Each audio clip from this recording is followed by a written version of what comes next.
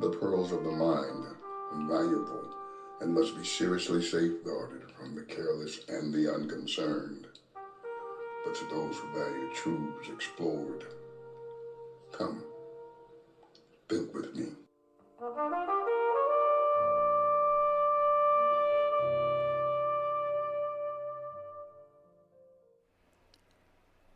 When you reach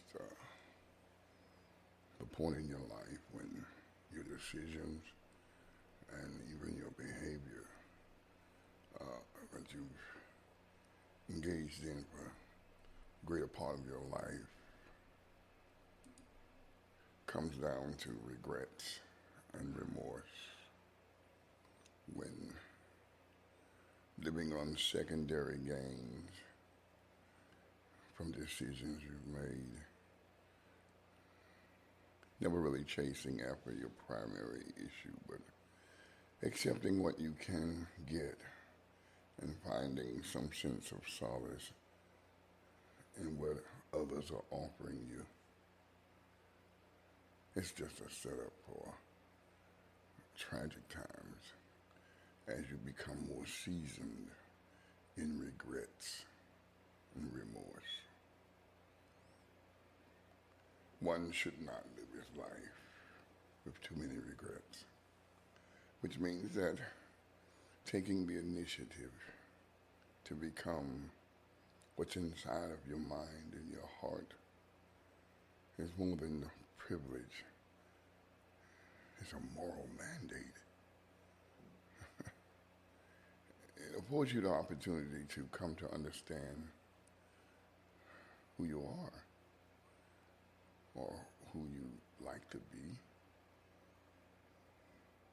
But it's a sad day when you have to talk about who you could have become. Regrets. Regrets have nothing to do with has nothing to do with pain and trauma. For relationships can crash and can destroy you ultimately, only for your rebuilding. And the whole notion of restructuring, reupholstering, and starting afresh, depending on your perspective, can be the greatest challenge of the day and create the greatest person you could have ever become. So don't associate remorse with even severe pain or regret with even deep disappointment. Associate regrets with never having tried, never having put forth the effort to challenge your fear zone, challenge your hello, how are you, who are you, and then have to tell yourself, oh my goodness, that's me. It's the issue of secondary gains, yielding the trauma that we cannot really get over, for we spend all of our time just accepting what others will offer us because we cannot offer ourselves anything, because we never really got to know who we were or how to get our needs met the way that we needed them met. Everything was some form of segregated reality,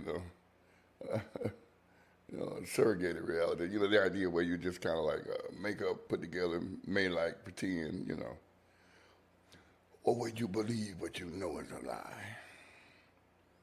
But to believe the lie saves you from the tragedy of silence,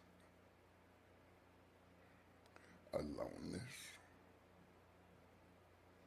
But still, fight hard. Whoever you are that's listening to me now, fight hard. Take the initiative to reach for yourself. If you're at the edge of yourself, recognize that that's the beginning of the part of you you don't know. Perspectives. It's a matter of perspective.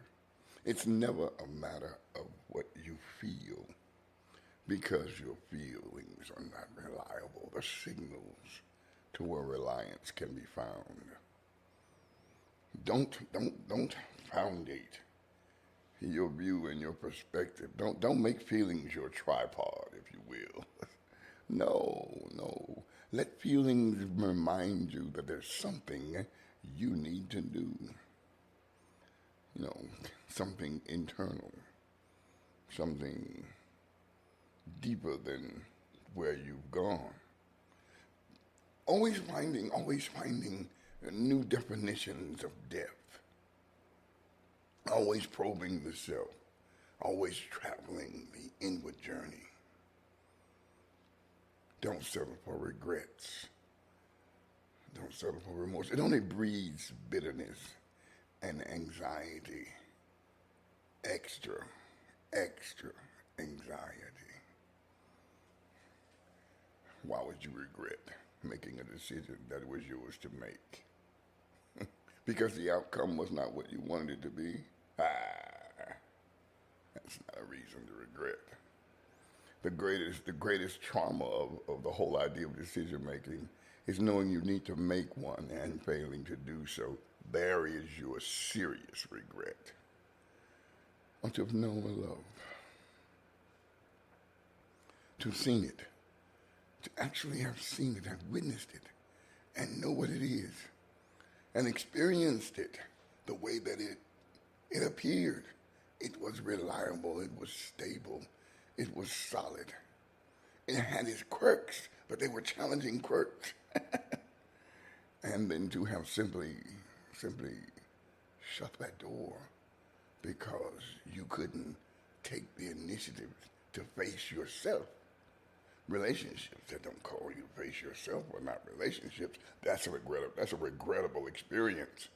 A pathological, regrettable experience.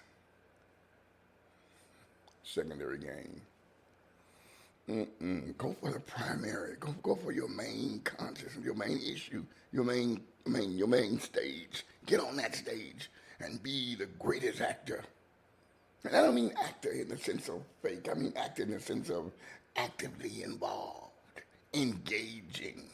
Play your part so that you will have no regrets in the end and you can take the bow. Don't settle for what you can get from anyone. You'll grow older and you'll have regrets, remorse, and you'll end your life the way it was started for you, with somebody else in control.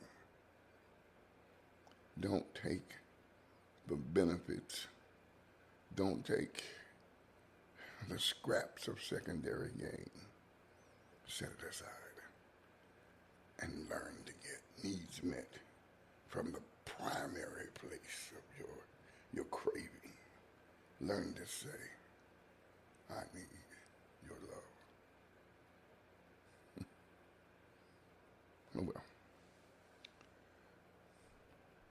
Just something that I was thinking about. And I thought I'd share it with you. Hope it helps some. If not, then think with me. Listen, before I sign off tonight, you can email me at all lowercase letters, thenighttalker@yahoo.com. Or if you like to text or call and leave a message, you can do that at 478-254-9013. Look forward to hearing from you.